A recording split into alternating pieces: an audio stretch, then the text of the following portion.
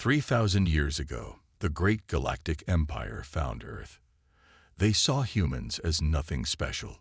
Humans had only reached their moon. The Empire wrote Earth down as still developing and left. They only put a small watching station at the edge of the solar system. The Empire grew bigger and bigger. It spread across 20 arms of the galaxy and included thousands of different alien species. With so much to manage, the Empire forgot about Earth. The watching station broke down over time. It sent fewer and fewer messages back to the Empire, and then it stopped completely. The Empire was busy with other things and didn't check why. On Earth, something important happened. Humans found the abandoned station.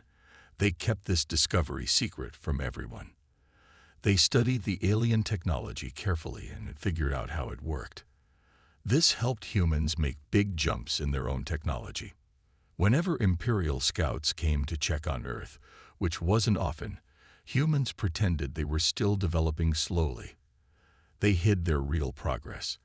They would show the scouts only old rocket technology and act like they were still struggling with basic space travel. Behind this mask, Earth was changing fast. Engineers worked in hidden facilities deep underground and on the far side of the moon. They took apart the alien devices piece by piece. At first, they didn't understand much. The materials were strange, the power sources unknown, and the computer systems operated on principles humans had never imagined. A team led by Dr. June worked day and night for years to understand just one small part of the alien communication system. This single component is more advanced than all our satellites combined, he told the World Science Council during a secret meeting. But they kept working. 50 years after finding the station, humans had their first breakthrough. They created a new type of engine based on Imperial designs. It was crude by Imperial standards, but far beyond what humans had before. Space travel within the solar system became easy. The World Council decided on a careful plan. We must learn everything we can while staying off the Empire's radar, said Chairwoman Minji. We don't know their intentions, but history teaches us that powerful empires rarely have the best interests of small nations in mind. Humans built secret bases on Mars, Europa, and Titan. They mined the asteroid belt. When Imperial scouts came every few hundred years, humans showed them only the old International Space Station, adding a few small modifications each time to show progress. The scouts would make notes about the slow-developing humans and leave. By the year 2500, humans had settlements throughout their solar system, all carefully hidden from Imperial eyes. They had learned to bend light around their stations and ships to make them invisible to Imperial sensors. They improved the alien technology in ways the Empire hadn't thought of. We have an advantage, said Admiral Hyun at the 2600 Space Defense meeting. The Empire doesn't expect anything from us. They see us as primitive. This gives us time to grow stronger without them watching. Humans became experts at reverse engineering. They discovered that much of the Imperial technology was very old. The Empire had used the same designs for thousands of years with only small improvements. Human engineers, with fresh eyes and different ways of thinking, found new ways to use the technology. The Empire's last check-in happened in 2750. A small Imperial scout ship entered the solar system. Humans put on their usual show, displaying only a small Mars colony and some basic spaceships. The Imperial officer seemed bored, updated Earth's file, and left. After that, no Imperial ships came. The humans waited, but year after year, no one from the Empire appeared. Had they been forgotten completely? Or was the Empire testing them? We should prepare as if they'll return tomorrow, said General Yun.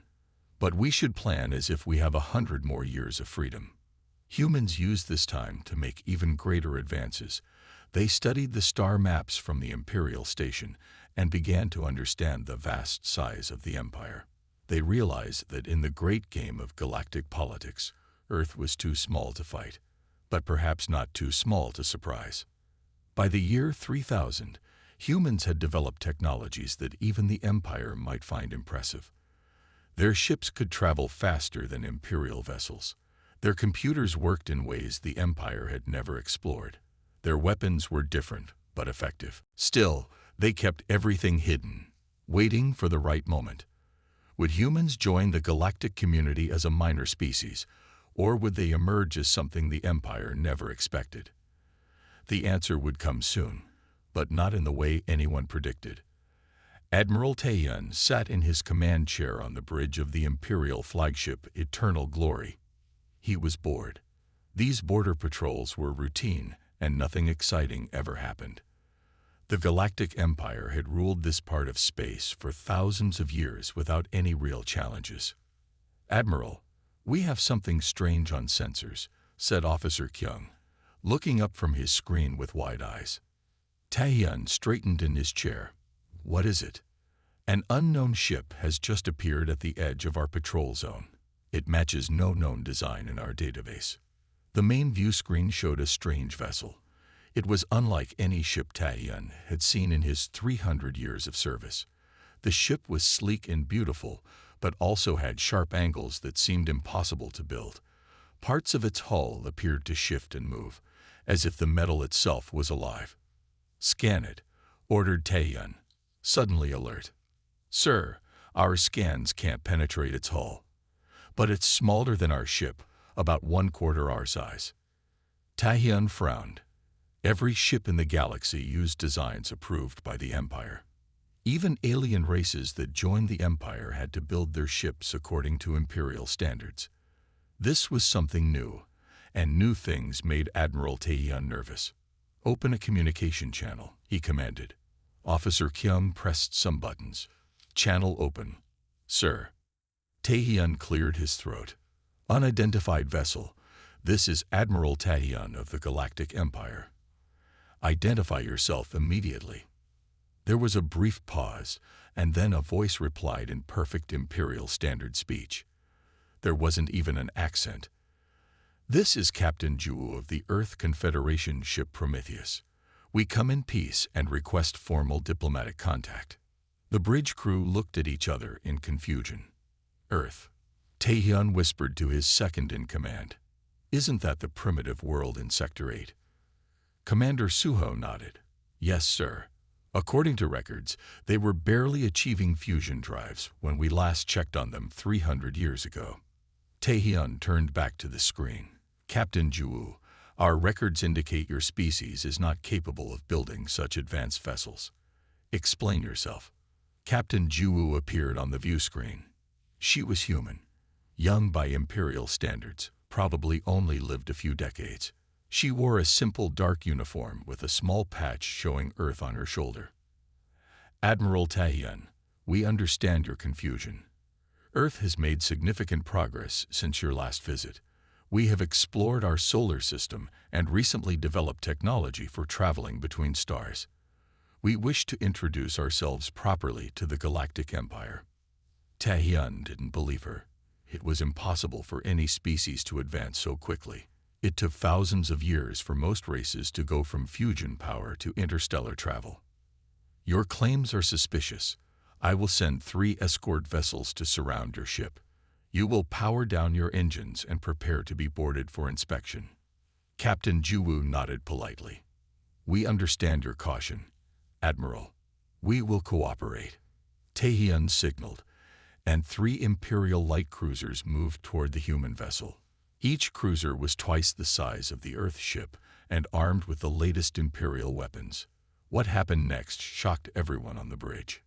As the cruisers approached, the Prometheus suddenly moved. It didn't just fly away. It seemed to slide between spaces, moving in ways that should be impossible. The ship zipped around the cruisers so fast that their targeting systems couldn't lock on. "What's happening?" Taehyun demanded. "Sir, they're moving faster than our fastest ships, but I don't detect any normal engine emissions," reported Officer Kyung. "It's like they're gliding through space without propulsion." The Prometheus completed a perfect circle around all 3 cruisers and then stopped right next to the Eternal Glory. The human ship was now matching their flagship's speed perfectly, without any visible engines firing. "Impossible. whispered Commander Suho. Taeyun felt a chill run down his spine. He had served the Empire faithfully for centuries, and he knew what this meant. Somehow, under the Empire's watchful eye, the humans had developed technology that surpassed Imperial science. Captain Ju appeared on screen again. "Admiral, we mean no disrespect. We merely wanted to demonstrate that we come with advanced capabilities but peaceful intentions. We still request formal diplomatic contact." Taehyun's mind raced. If humans could build ships like this, what else could they do? How had they advanced so quickly? And why hadn't the Empire noticed? "Captain Ju, I will escort you personally to Imperial Center. The Emperor must be informed of your emergence." "Thank you, Admiral. We look forward to establishing friendly relations." As the communication ended, Taehyun turned to his crew. Their faces showed the same shock he felt. For thousands of years, the Empire had been the unchallenged power in the galaxy. Now, a species they had dismissed as primitive had suddenly appeared with technology that defied Imperial understanding. "Sir," Commander Suho whispered, "what does this mean for the Empire?" Admiral Taehyun looked at the strange human ship through the view screen. "It means, Commander, that everything is about to change." The Prometheus arrived at the Imperial capital after a journey of 14 days. The massive city planet of Imperialis was covered in tall metal buildings that reached into the clouds. Billions of beings from thousands of alien species lived here, at the heart of the Galactic Empire. News of the human ship spread quickly. By the time they docked at the Grand Imperial Spaceport, huge crowds had gathered to see the strange vessel. The sleek black ship stood out among the standard gray Imperial vessels like a shark among minnows. Captain Ju led a small team of 5 humans down the ramp. They wore simple blue uniforms with earth patches. The Imperial Welcoming Committee waited for them, led by Grand Engineer Doyun, the Empire's top scientist. "Welcome to Imperialis," said Doyun with a small bow. He was tall and thin with silver skin that shimmered in the sunlight. "Your ship has caused quite a stir." Captain Ju smiled. "Thank you for your welcome. We hope our visit will lead to friendship between Earth and the Empire." The humans were taken to guest quarters in the Imperial Palace, while teams of Imperial engineers swarmed around the Prometheus. They scanned it, measured it, and tried to understand how it worked. But they found only mysteries. The next day, Grand Engineer Doyun called an emergency meeting with the Imperial Science Council. His hand shook as he addressed the room full of the Empire's greatest minds. "This human ship breaks all our rules of physics," Doyun said. "Its hull is made of materials we cannot identify. When we fired test beams at a small sample, the energy was simply absorbed. No heat, no damage." Engineer Sunmi raised her hand. "What about their engines?" "That's the strangest part," replied Doyun. "They don't use normal space engines. No fusion, no antimatter, no quantum drive. Their ship seems to fold space around itself, stepping through dimensions we didn't know existed." The room filled with shocked whispers. The Empire had used the same basic engine designs for 10,000 years, with only small improvements. The idea that a primitive species had found a completely different way to travel through space was unthinkable. "And their computers?" asked another engineer. "Completely different from ours. We tried to access their systems, but it was impossible. They don't use quantum processors like we do. Their computers are partly biological, grown rather than built." Later that day, Captain Ju and her team were invited to the Imperial Engineering Center for formal questions. The room was filled with the Empire's top scientists and military officers, all eager to learn the human secrets. Grand Engineer Doyun led the questioning. "How did you achieve this level of advancement? Our records show your species was using basic rocket technology just a few centuries ago." Captain Ju smiled gently. "When you're not the strongest kid in the playground, you learn to be the smartest." "I don't understand," said Doyun. Lieutenant Minho, the human science officer, explained. "What the captain means is that necessity drove our innovation. We found your monitoring station about 700 years ago. The room fell silent. This was not in any Imperial report. The station was abandoned, continued Minnow. We studied it, learned from it. But we couldn't just copy your technology. We didn't have the same materials or resources, so we had to find new ways to solve the same problems. But these solutions are beyond even our science, said Doyun. Your empire has used standardized technology for thousands of years, said Juwu. Everyone builds ships the same way. Everyone uses the same engines, the same computers, the same weapons. There's safety in that approach, but it limits new ideas. The humans explained how their isolation had forced them to think differently. Without access to Imperial materials, they had looked to nature for inspiration. Their ships incorporated ideas from Earth's animals and plants. Our hull is based on shark skin, said Engineer Neri, the youngest human.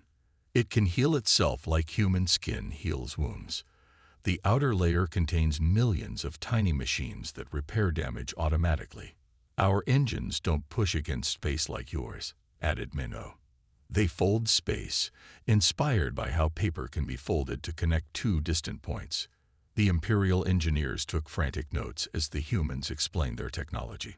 Some concepts were so foreign that the Imperials struggled to understand them. And your computers? Asked Doyun. How can they be biological? We grow them from special cells, like a plant, said Neri. They think differently than machine computers.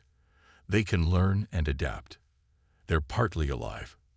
As the meeting continued, tension grew among the Imperial officials. Some looked excited by this new knowledge. Others looked afraid. The humans had developed technology that made Imperial science look outdated. At the end of the long session, Grand Engineer Doyun approached Captain Juwu privately. Your ship has changed everything, he said quietly. For 10,000 years, the Empire has believed we had reached the peak of technological advancement. Now we see we were wrong. Juwu nodded. Different perspectives lead to different solutions. We hope to share our knowledge with the Empire, and learn from you as well. Some in the Empire will see you as a threat, warned Doyun. Be careful. As the humans returned to their quarters, news of their revolutionary technology spread throughout the capital.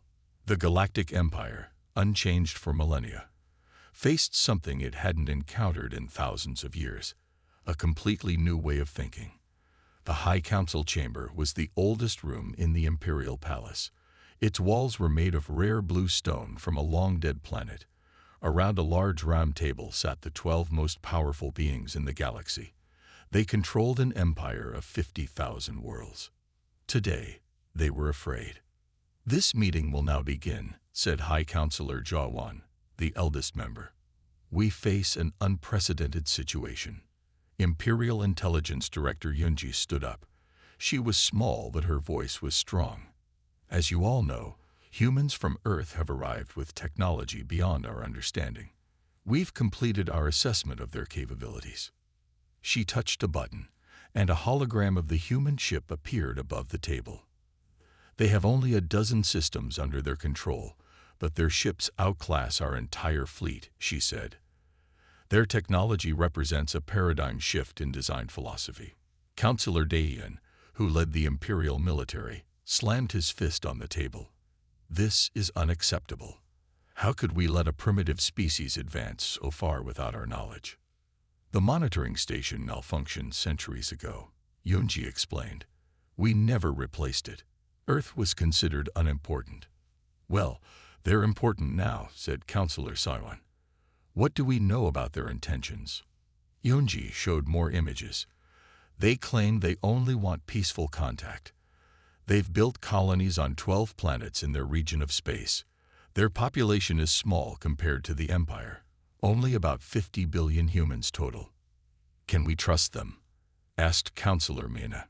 Their actions so far support their words, said Yunji.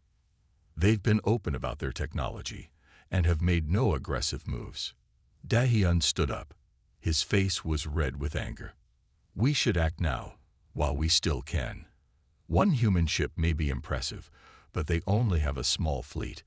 If we strike quickly, We can take their technology and eliminate any threat. Several counselors nodded in agreement. A preemptive strike would be wise, said Counselor Jinsu. History shows that new powers eventually challenge established ones. It's only a matter of time before they become our enemies.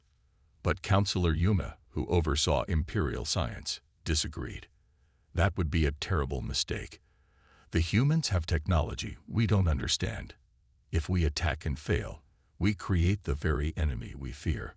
Besides, added Counselor Hana, they'd done nothing wrong. They developed in isolation, using their own ingenuity. Attacking them would violate our oldest laws. The argument continued for hours. The council was split. Half wanted to attack the humans before they became stronger. Half wanted to welcome them and learn from them. Our empire has stood for 50,000 years, said Daiyan. We've crushed hundreds of upstart species who thought they could challenge us. Yes, replied Yuna, and we've grown complacent. When was the last time we created truly new technology? We've used the same ship designs for 10,000 years, with only small improvements. Meanwhile, these humans have created engines we can't even understand.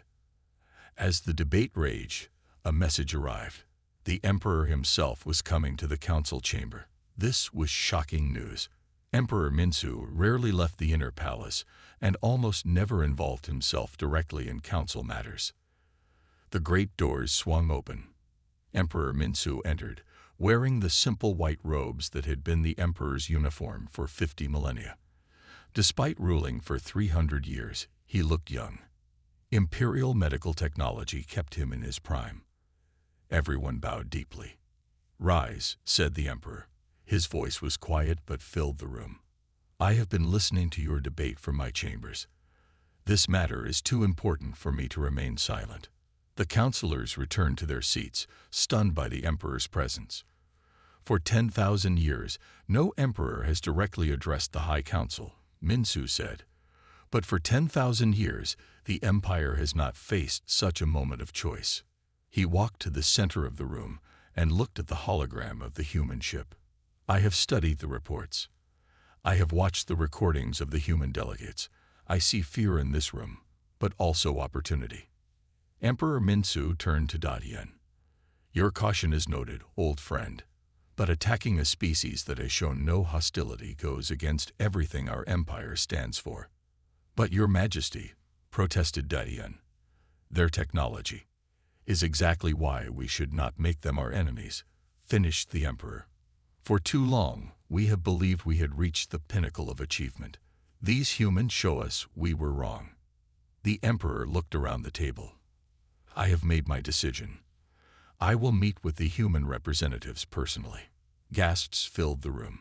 No emperor had met with delegates from a non-member world in 10,000 years. Such meetings were considered beneath the imperial dignity. Your Majesty, protocol forbids, began Jawan. Protocol exists to serve the empire, not to rule it, said Minsu firmly. These humans have shown us new possibilities. Perhaps it is time we showed ourselves capable of change as well. The council members looked at each other in shock. The emperor's decision was final. As he left the chamber, Minsu paused at the door. We face a choice between fear and hope. I choose hope. The door closed behind him, leaving the council in stunned silence. The meeting between Emperor Minsu and Captain Juwu took place in the imperial gardens, away from the formal settings of court. It lasted 5 hours. No one knows exactly what they discussed, but when they emerged, the emperor was smiling. The next day, Emperor Minsu announced a historic decision. Humanity would be welcomed into the galactic community not as subjects, but as partners. A new era of cooperation would begin. News spread quickly across the 1,000 worlds of the empire. On some planets, people celebrated. On others, they worried. Change was coming to an empire that had remained the same for thousands of years. At Imperial University, Professor Jihoon gave a special lecture about the humans to a packed hall. Their ships are unlike anything we've ever seen, he said, showing images on the big screen. They don't just travel through space, they dance with it. Students watched in amazement as videos showed human vessels changing shape mid-flight, their hulls flowing like water to form new configurations. For 50,000 years, we've built our ships the same way, continued Ji-hoon. Rigid hulls, standard engines, traditional weapons. The humans showed us that there are other paths. 3 months after the humans arrived, the first joint project began. At the Imperial shipyard orbiting the capital, human engineers worked alongside Imperial builders. They started small, applying human innovations to Imperial shuttlecraft. Engineer Neri led the human team. "Your ships are very good at what they do," she told her Imperial counterparts. But they could do so much more. The first test flight of the hybrid ship drew huge crowds. The small vessel looked normal from a distance, but its hull contained thousands of tiny machines based on human designs. When the test pilot deliberately fired a laser at the ship's side, everyone gasped. Instead of exploding, the damaged area rippled, and then healed itself. "Impossible," whispered an Imperial admiral in the audience. But impossible things became common as humans shared more of their ideas. Imperial scientists were amazed by human creativity. Humans were equally impressed by the Empire's vast knowledge and resources. "You know so much," human engineer Junho told his Imperial colleague. "But sometimes, knowing too much can limit how you think. We had to find our own answers because we didn't know the right way to do things." The cultural exchange went beyond technology. Human music, with its diverse styles and emotional power, became popular throughout the Empire. Imperial audiences were moved to tears by Earth symphonies and danced to human pop songs. Imperial art, with its perfect mathematics and precise forms, fascinated human visitors. Human art, wild and emotional, shocked and delighted Imperial critics. "Their buildings don't make sense," said Imperial architect Seojin, "but they make me feel something I can't explain." 6 months after first contact, Emperor Minsu invited the human delegation to the Grand Imperial Hall for the signing of the Human Imperial Accord. The massive Golden Room was filled with representatives from 1,000 worlds. The ceremony was broadcast across the galaxy. Captain Juwu, now Ambassador Juwu, wore a formal Earth uniform as she signed the document. Emperor Minsu used the imperial pen, a relic that had signed every major treaty for 20,000 years. "Today marks not just an agreement between our civilizations," said Emperor Minsu, "but a new understanding of our place in the universe. Perhaps our greatest mistake was forgetting that great innovation often comes from those who must overcome the greatest challenges." He looked at the human delegation with respect in his eyes. These humans, with their short lives and limited resources, found solutions we never imagined. They remind us that different perspectives are not a threat, but a gift. The Accord established new principles. Humanity would share some of their technology. The Empire would help protect Earth's systems and provide access to galactic resources. Most importantly, a new joint research program would be created, combining human creativity with imperial knowledge. Over the next few years, the effects spread throughout imperial society. Young imperial engineers began questioning traditional designs. Old masters found new inspiration in human methods. Ships began to change, becoming more flexible, more efficient, more alive. "It's not just about better ships," said Grand Engineer Do-Yun at the opening of the new Joint Technology Center. "It's about better thinking. The humans taught us to question our assumptions. In human space, the benefits were equally significant.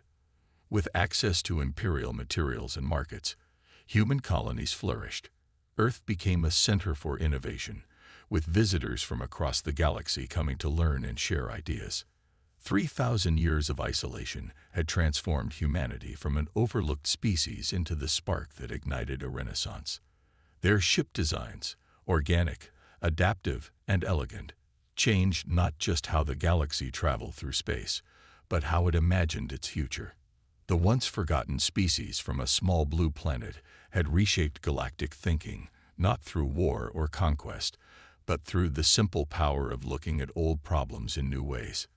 As a young imperial student said to her human teacher, You didn't just build better ships. You showed us how to dream again.